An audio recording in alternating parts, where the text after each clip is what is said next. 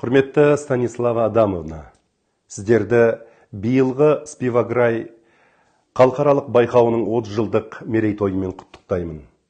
Спиваграйға шығармашылық табыс, тек қана жақсылық, биіктерден көріне берген деп тілек білдіргім келеді. Біз сіздерменен 13 жылдан бері бірге байланыста қызмет атқарып келеміз.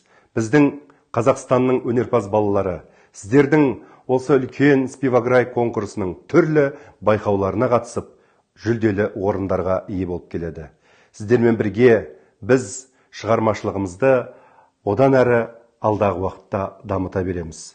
Сондықтан да сіздерге шығармашылық табыс, Астана, Қазақстан халқының атынан баршаңызға жақсылық тілейміз. Сәлеммен, Нұрболат Сейтмұратов, Қазақстан, Астана қаласы.